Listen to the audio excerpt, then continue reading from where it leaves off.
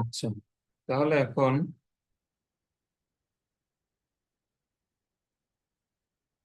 এটা হবে আর cos theta, P এর জন্য কস 0। আবার সি এ বরাবর যেটা পি, এটার জন্য এখন এখানে খেয়াল করো, এইটুক তো সি। তাহলে এখানে আমরা সি এ বরাবর যেটা পি, তার জন্য কোণ এখানে কি লিখতে পারি? কস 180 মাইনাস সি। এটা বুঝছো? হ্যাঁ। মানে এই কোণটা যদি সি হয় তাহলে এই কোণটা কি হবে? 180 মাইনাস সি। এবং আমরা তো একটু আগেই দেখলাম যে এই কোণ এবং এই কোণ সমান।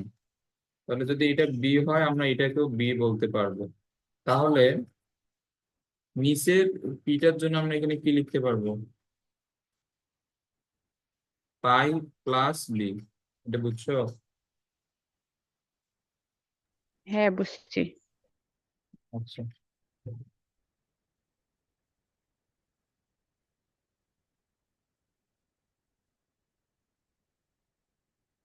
তাহলে এখানে পি কস পাই মাইনাস সিটা কি হবে বলো?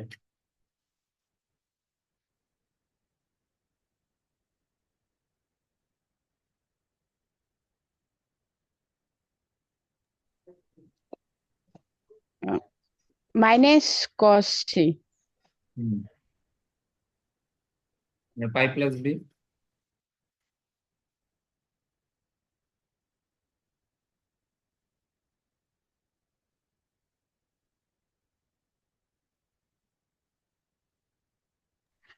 এটা হবে মাইনাস কস বি। তাহলে এখানে পি কস বি। তাহলে আমরা যদি এখানে পি এখানে কমন নেই, তাহলে এটা 1 মাইনাস কস সি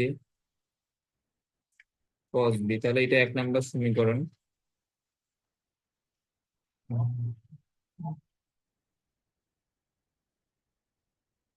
ওকে, তাহলে এখানে আর সাইন থিটা,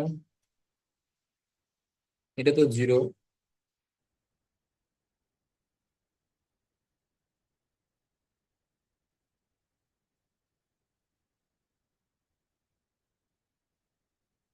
এই দুইটা কি হবে?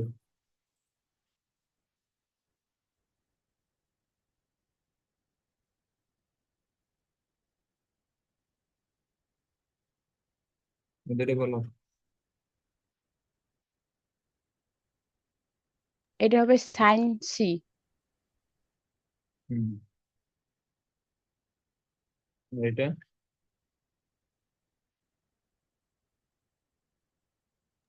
Minus sine B.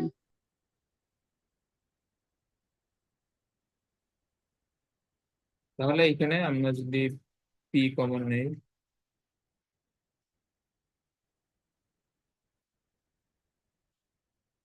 এটা 2 নম্বর সমীকরণ।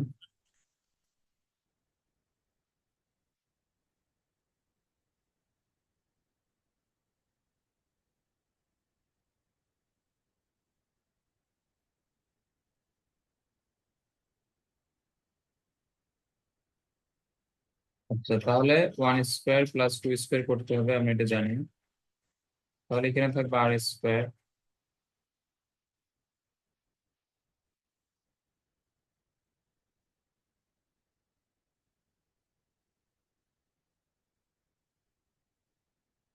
আচ্ছা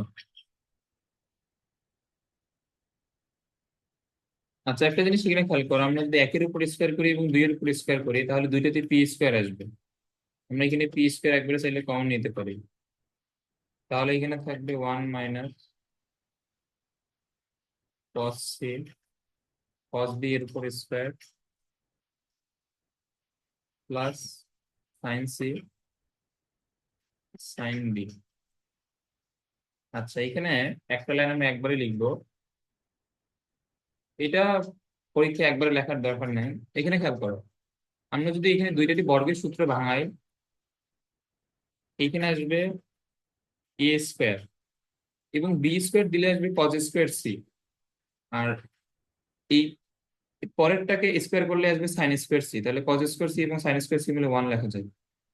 আবার কজ স্কোয়ার বি এর ক্ষেত্রেও সেম, এখানে সি স্কোয়ার আমরা যদি দেই তাহলে কজ স্কোয়ার সি বি আসবে, এখানে সাইন স্কোয়ার বি আসবে, ওই ওই দুইটা মিলে আবার 1 হবে, এটা বুঝছো? হ্যাঁ, বুঝছি। আচ্ছা, তাহলে কিন্তু আমাদের এইখানে আমরা প্রথমটাতে এ স্কোয়ার লিখছি, বি স্কোয়ার লিখছি, সি স্কোয়ারও লিখছি, তাহলে এটা চলে গেল। তাহলে আমাদের এখানে বাকি থাকবে +2ab। তো +2ab দিলে এ বি এস মাইনাস, তাহলে এটা হবে -2 × 1 × cos c, 2 cos c, +2bc, তাহলে এটা মাইনাস মাইনাস প্লাস হবে,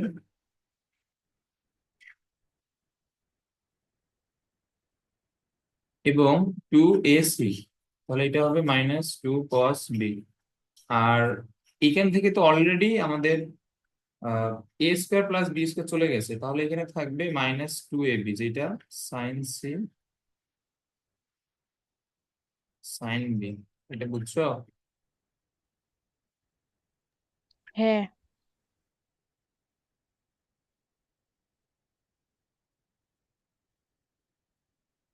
তাহলে এখানে 3।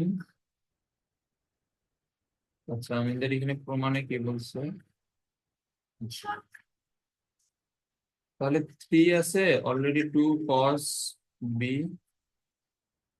2 cos c পেয়ে গেছি। আচ্ছা, এখন খেয়াল করো, আমরা যদি -2, এই যে এখন আমাদের আর কি এখানে বাকি আছে, এইটা এবং এটা বাকি আছে। আমরা যদি এখান থেকে -2 কমন নিই, cos b cos c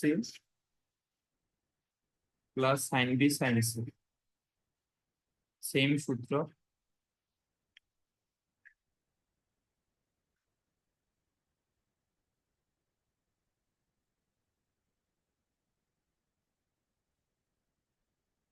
আচ্ছা, এটা কিছু সূত্র।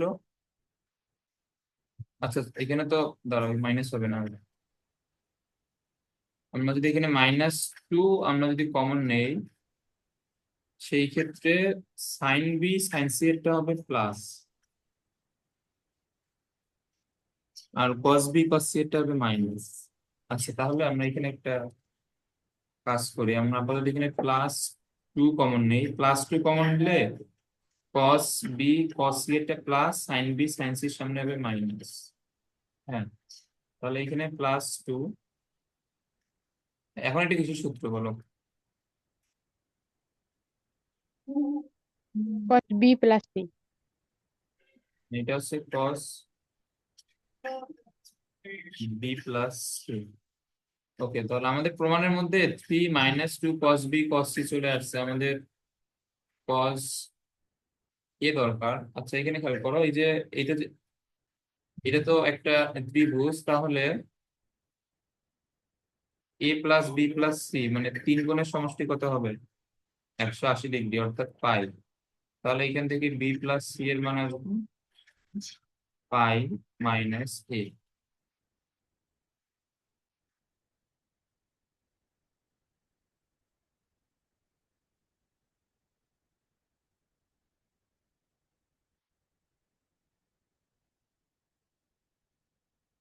আচ্ছা, দেখো এখানে আমরা একটা লাইন একবারে লিখি, এই যে কস বি প্লাস সি এর জায়গায় আমরা লিখবো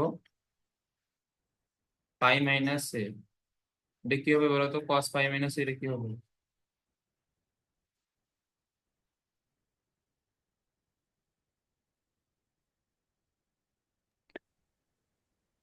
মাইনাস cos a।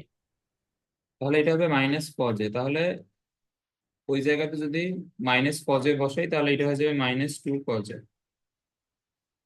তাহলে আমাদের এটা প্রমাণ মিলে গেছে। তো এখন এখানে আর স্কোয়ার সমান হচ্ছে এইটা, তাহলে এখানে আমরা যদি রুট করে দেই তাহলে এটা p × √ওভার এটা। এই লাইনটা আর লিখলাম না, এটা এখন জাস্ট একটা লাইন, এটা আসলে পারবো।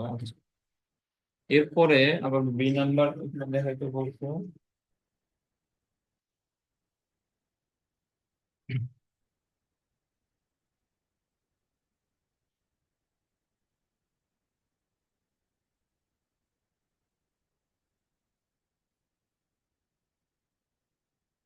আচ্ছা, তাহলে আমরা অলরেডি এখান থেকে আর সমান এটা পাইছি।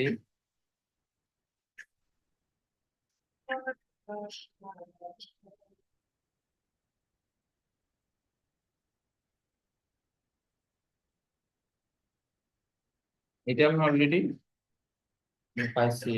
আচ্ছা,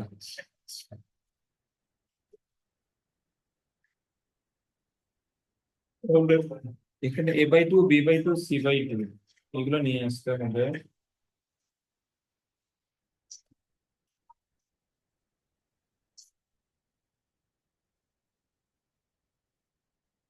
তাহলে এখানে 3, আমরা যদি এখানে -2 কমন নেই তাহলে এটা হবে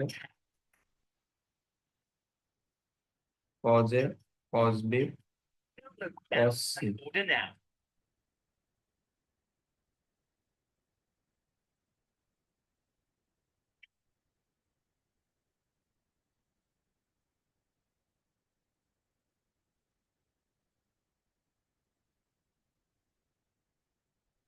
তা এখন এখানে খেয়াল করো, এই যে এখানে আমরা প্রথম দুইটাতে যদি cos c plus cos b এর সূত্র দিই, তাহলে আমাদের এটা সূত্র আছে 2 cos c plus b divide by 2 into cos c minus d divide by 2। আর এখানে cos c যে অবস্থায় আছে ওই অবস্থায়।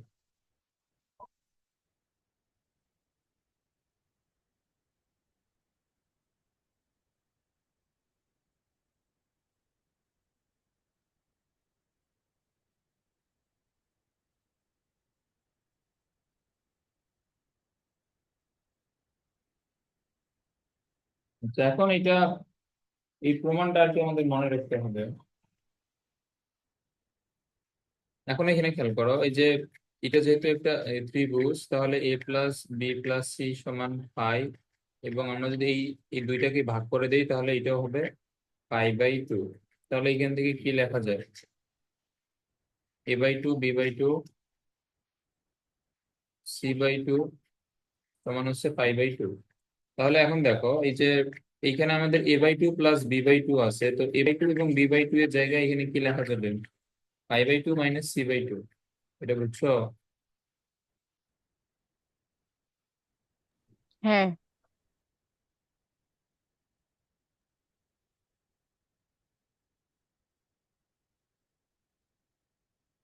আচ্ছা, এখন আমরা এটাকে cos2c যদি এখানে আমরা ধরে নেই, তাহলে cos2c এর সূত্র কি? আচ্ছা দেখো, এখানে আমরা এটাকে,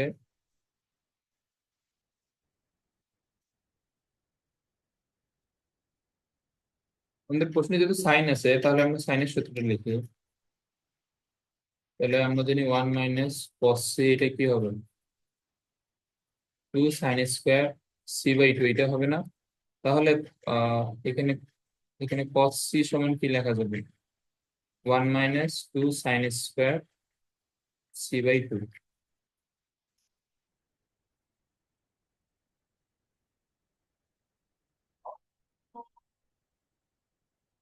আচ্ছা, এরপরে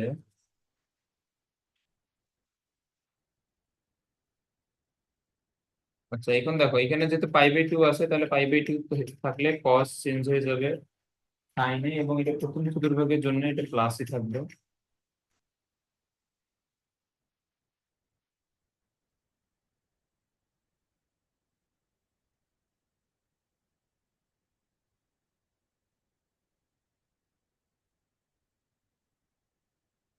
তাহলে এখানে 1,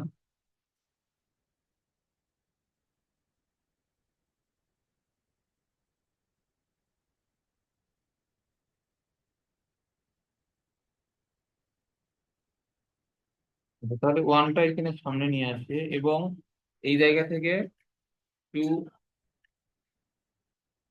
sin c/2 কমন নেওয়া যায়। তাহলে এখানে ভিতরে থাকবে,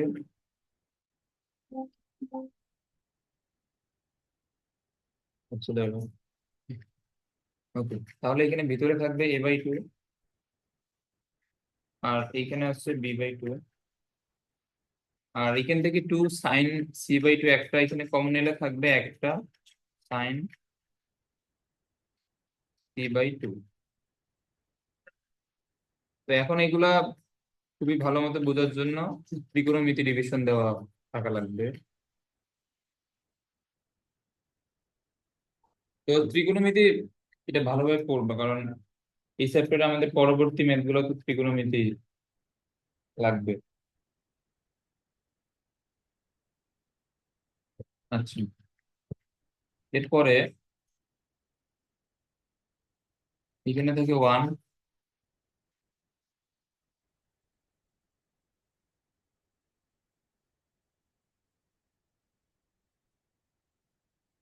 2 sin c/2।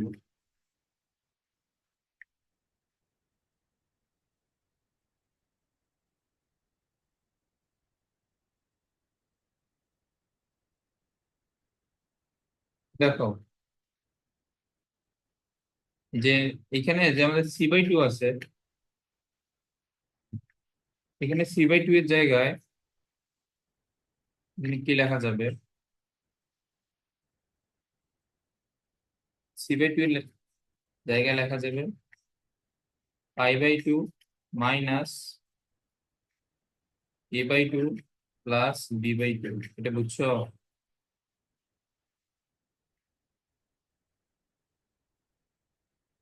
এটা বুঝো না? না, হ্যাঁ, বুঝছি। আচ্ছা তাহলে এখন এখানে না বুঝলে বলবা। এইখানে হচ্ছে sin c/2, তাহলে এখানে থাকে cos a/2 আর এখানে হচ্ছে b/2। আচ্ছা এখন দেখো সাইন পাই মাইনাস সামথিং, যেহেতু π/2 আছে, তাহলে এটা সাইন চেঞ্জ হয়ে যাবে কজ এ, এবং এটা প্রথম চতুর্ভাগে থাকায় এটা প্লাসই থাকবে। তাহলে আমাদের ফাইনালি আসে এইরকম।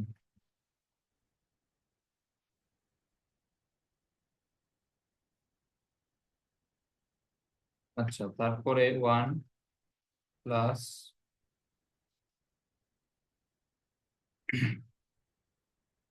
এখন দেখো এখন এখানে আমাদের এটা কোন ফরম্যাটে আসছে? cos c minus cos d। এটা সূত্র মনে আছে?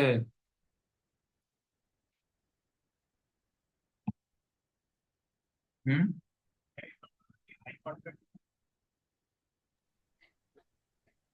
না, কিছুটা। আচ্ছা, তা এটা সূত্র আছে 2 sin c+d/2, 2 sin c+d।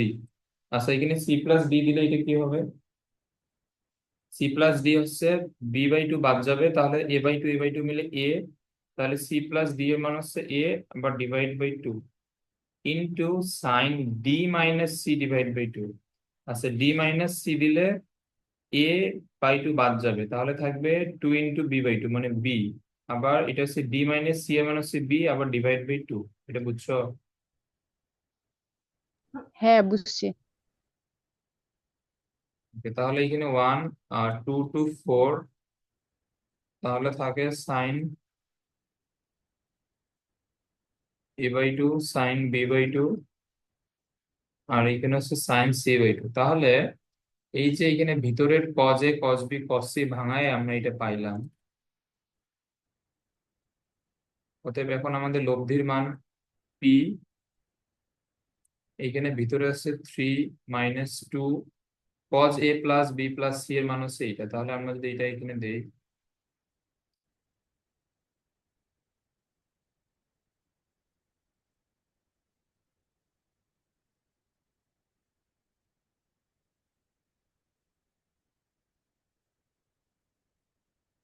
দেখো এখানে ভিতরে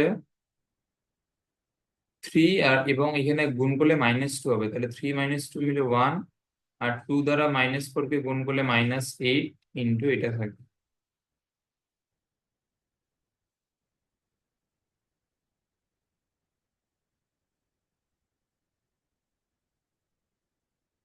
এগুলো একবার দেখলে এগুলো জীবনেও এগুলো পারবে না পরীক্ষা, এগুলো অবশ্যই প্র্যাকটিস করতে হবে বারবার।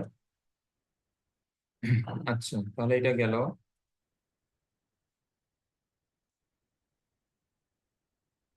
আচ্ছা, কোনো সুষম ষড়ভুজের এখানে হেক্সাগোনাল শেপ আছে? উম, না, হেক্সাগন তো নাই, এখন হেক্সাগন আঁকা অনেক টাফ আর কি।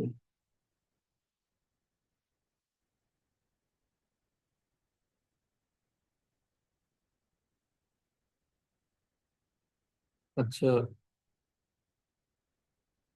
দাঁড়াও দেখি এখানে হেক্সাগন আছে কিনা।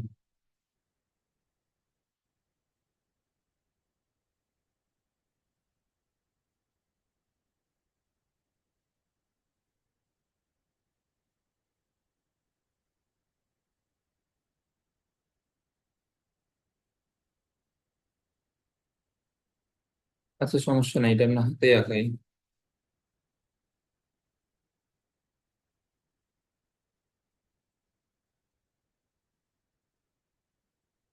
কিন্তু বলছি সুষম ষড়ভুজ, এখানে হাতে আঁকাইলে তো এটা সুষম জীবনও হবে না। যাই হোক, so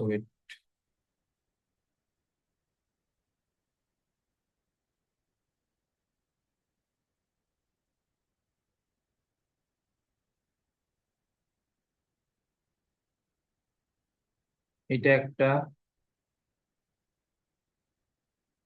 তারপরে এইখান থেকে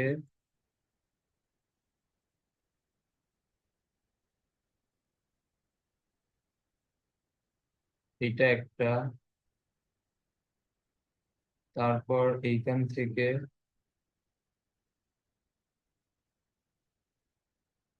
এইটা একটা।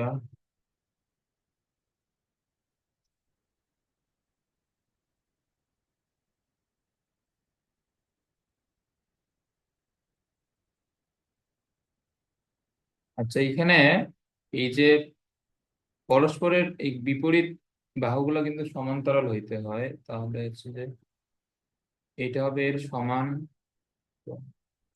সমান্তরাল আছে। এইখান থেকে এইটা আবার এর এর সমান্তরালে আসতে হবে।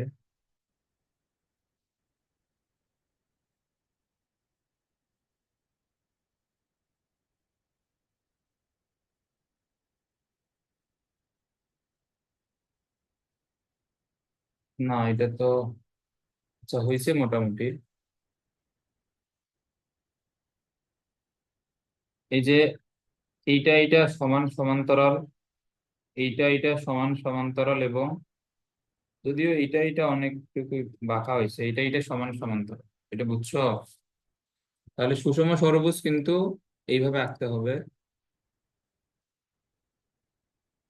আচ্ছা, সে যাই হোক, এখন এখানে এখানে প্রশ্নটা পড়ো, কোনো সুষম ষড়ভুজের একটি কৌণিক বিন্দু থেকে এত মানের বলগুলি যথাক্রমে অপর কৌণিক বিন্দুগুলোর দিকে ক্রিয়ারত আছে। আচ্ছা, তাহলে এখানে আমাদের কৌণিক বিন্দু কয়টা? ছয়টা। এই যে 1 2 3 4 5 6। তাহলে আমরা এখানে নামকরণ করি A B C D E এবং হচ্ছে F। আচ্ছা, এখানে প্রশ্ন অনুযায়ী একটা কৌণিক বিন্দু থেকে এত মানের বলগুলো আরেকটা দিকে ক্রিয়াশীল, তাহলে আমাদের প্রথম, আমরা যদি এ থেকে শুরু করি, তাহলে এ থেকে বি এর দিকে থাকবে 1, বি থেকে সি এর দিকে থাকবে 2, সি থেকে ডি এর দিকে 3, এটা 4, এটা 5, এটা হচ্ছে 6। চিত্রটা আশা করি বুঝছো। আচ্ছা,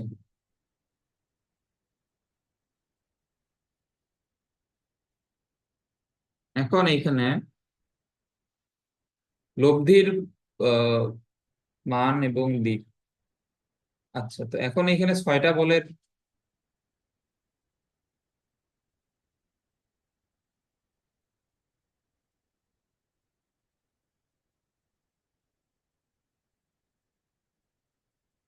আচ্ছা দাঁড়াও, এটা দেখি, এটা শর্টকাটে এটা বোঝানো যায় কিনা। ওয়েট,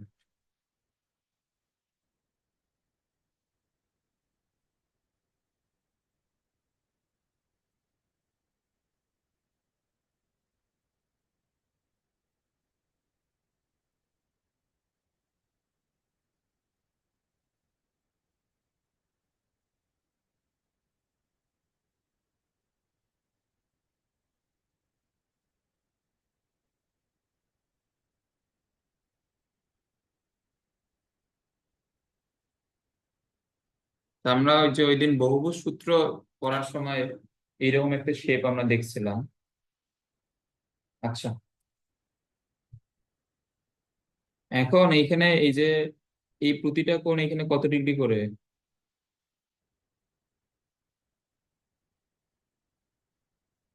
এই প্রতিটা কোণ কিন্তু 30 ডিগ্রি করে।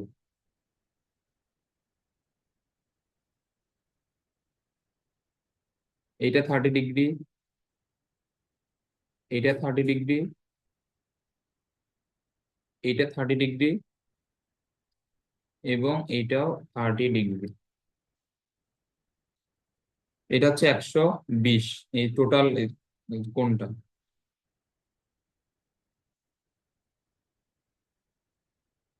ওকে, আচ্ছা একটু দাঁড়াও। এইখানে ষড়ভুজের টোটাল কোণ জানি কত ডিগ্রি, এটা এটা বের করার একটা সূত্র আছে। এই সূত্রটা আমার মনে নেই।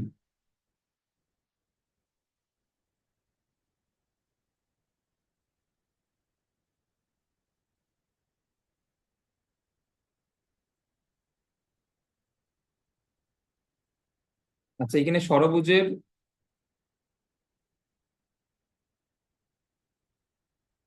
টোটাল কোণ হচ্ছে 720। আচ্ছা, এখানে ষড়ভুজের টোটাল কোণ হচ্ছে 720। এটা একটা সূত্র আছে, এই সূত্রটা আপাতত আমার মনে নাই, বাট এটা অন্যভাবে মনে রাখা যায়। এই ষড়ভুজটা কয়টা ত্রিভুজ মিলে এখানে গঠিত হয়েছে বলো তো? আমি এখানে কয়টা ত্রিভুজ আঁকছি এখানে? এখানে 4টা ত্রিভুজ আছে না, 1 2 3 4। হুম। তাহলে এই 4টা ত্রিভুজের, এই যে প্রতিটা ত্রিভুজের এখানে 3টা করে কোণের সমষ্টি কত? 180 ডিগ্রি করে না? হুম। তাহলে 4 × 180, এটা দিয়ে দেখো, এটা 720 হবে।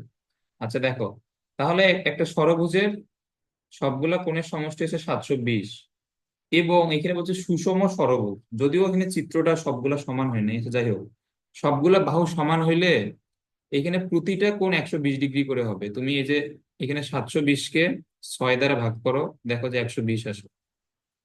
তাহলে এখানে প্রতিটা কোণ আছে 120। এটাও 120, এটাও 120, এটাও 120, এটাও 120। এখানে সবগুলা কোণই আছে 120। তাহলে এখানে সবগুলা কোণ হচ্ছে 120, এবং যদি সুষম হয় তাহলে এই কোণগুলা কিন্তু 30 ডিগ্রি করে হবে, কারণ এখানে এই কোণটাকে আমাদের যেটা আমাদের টোটাল কোণ, এটা সুষম হওয়ার কারণে একে যে 4টা ভাগে ভাগ করছি আমরা, এই 4টা ভাগই সমান হবে। যদি 4টা ভাগ সমান হয় তাহলে প্রতিটা হবে 30 ডিগ্রি করে। এটা বুঝছো? হ্যাঁ, বুঝছি। ওকে,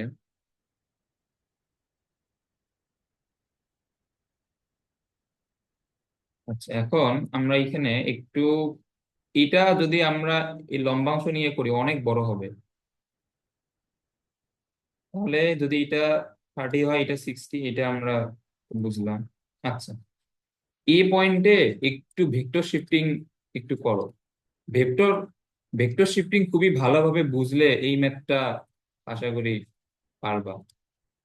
আচ্ছা দেখো, আমরা যদি বিন্দুতে ভেক্টর শিফটিং করি, এটা খুবই মনোযোগ দিয়ে এটা খেয়াল করবা।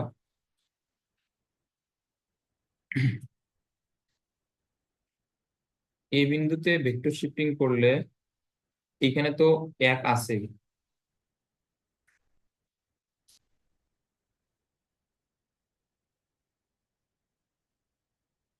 আচ্ছা, আমি এটা একটু এইভাবে আঁকাই। এটা এইটা এখানে বিন্দু, বিন্দুতে এই দিক বরাবর একটা 1 নিউটনের ফোর্স আছে।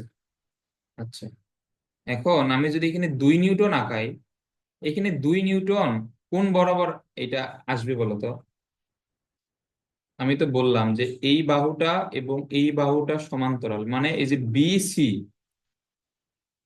যদিও এফইও এটা সমান্তরাল হওয়া উচিত ছিল, বাট চিত্রে বোঝা যাচ্ছে না, আবার বলতেছি। তাহলে এই যে বিসি এবং এডি এটা সমান্তরাল হবে না?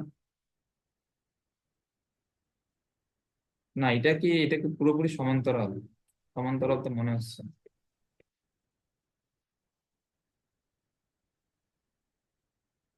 এটা 120,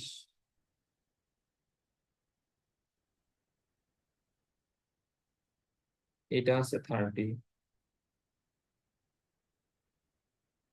এটা 30 হলে না, এখানে বিসি এবং এডি তো পুরোপুরি সমান্তরাল হচ্ছে না। আচ্ছা, সমস্যা নাই। এই কোণটা এখানে কত ডিগ্রি? এই কোণটা হচ্ছে 60 ডিগ্রি। আচ্ছা, এখন এখন এটা খুবই মনোযোগ দিয়ে শোনো।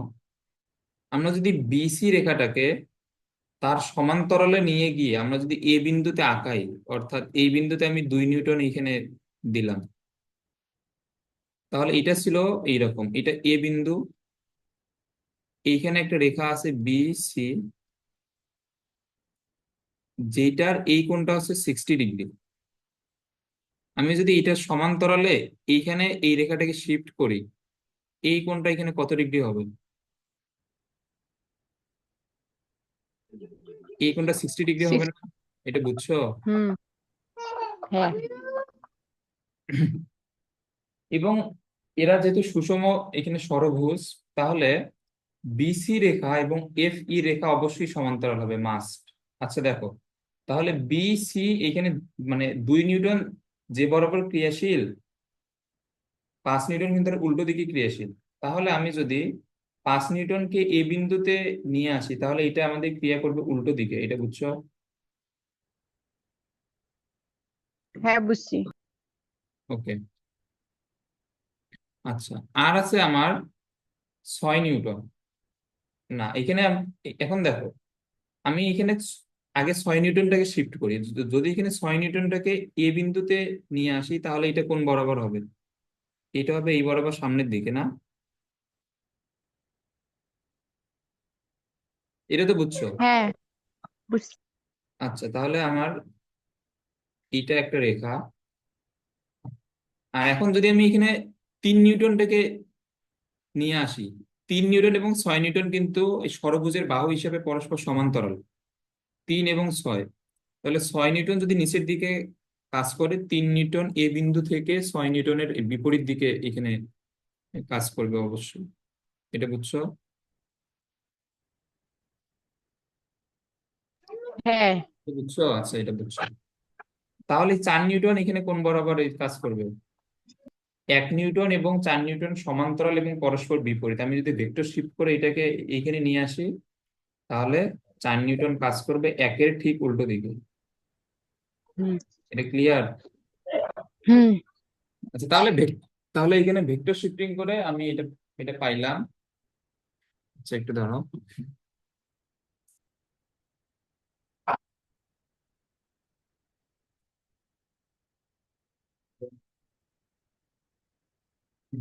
ওকে। তো এটা ভেক্টর শিফটিং করে এটা এটা আমরা পাইলাম। এখন দেখো, তাহলে আমাদের এইখানে আমরা চাইলে, যদি এটা এ বিন্দু হয়, এখানে খেয়াল করো, 1 এবং 4-এর লব্ধি তিন, তিন কাজ করবে এই দিকে। 2 এবং 5-এর লব্ধি 3 কাজ করবে এই দিকে। 6 এবং 3-এর লব্ধি 3 কাজ করবে এই দিকে। এটা বুঝছো? হ্যাঁ। আচ্ছা, এখন আমরা যে এখানে আঁকলাম,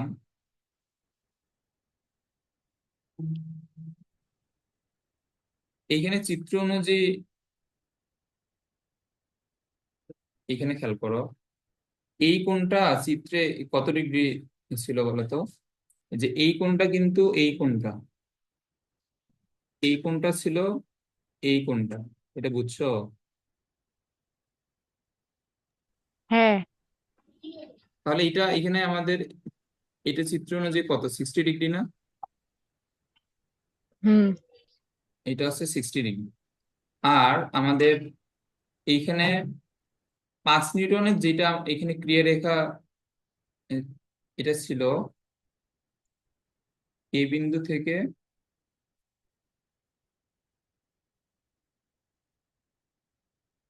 এইটা সমান্তরালে।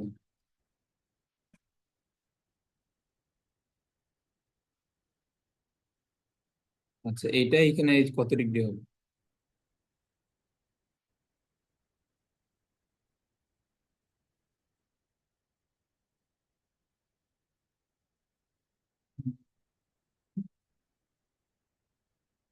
পাঁচ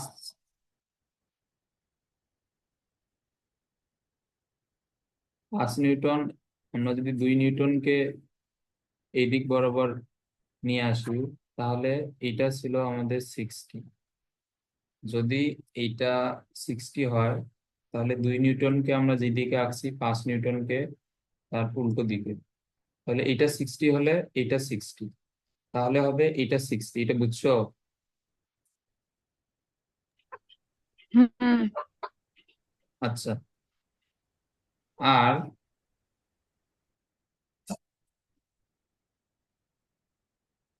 এরপরে এরপর হচ্ছে যে এটা তো 60 পাইলাম, 6 নিউটনকে আমরা যদি এইদিকে লিখছি 6 নিউটন,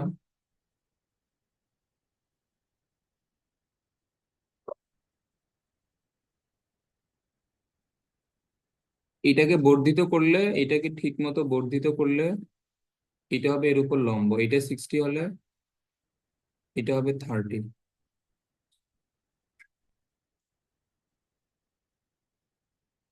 3 নিউটনের সাথে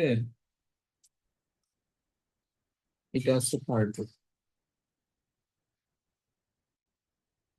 তাহলে এই কোণটা হচ্ছে 30। আচ্ছা, যদি এটা 30 হয়, এই পুরোটা এসে 180, তাহলে এটা হবে 120। এটা কি বুঝছো? এ তো কাহিনীর পরে, এটা বুঝছো? হুম, বুঝছি। তো এখন এটা অবশ্যই আবার করতে হবে, না হলে তো এটা ক্লিয়ার হবে না। আচ্ছা দাঁড়াও, তাহলে আমাদের যেটা ফাইনালি আসলো 3 3 3, এইদিকে 3, এইদিকে 3, এবং এইদিকে 3, তাহলে আমাদের এই কোণটা হচ্ছে 60, 120, 30। তাহলে এটা হচ্ছে 60, এটা হচ্ছে 120,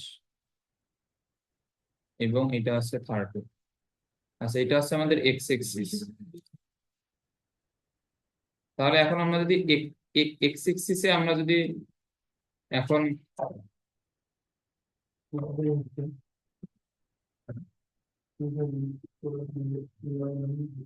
আচ্ছা একটু ধরো 1 মিনিট, এটা টাইম শেষ, ধরো আমি আরেকটা লিখছি।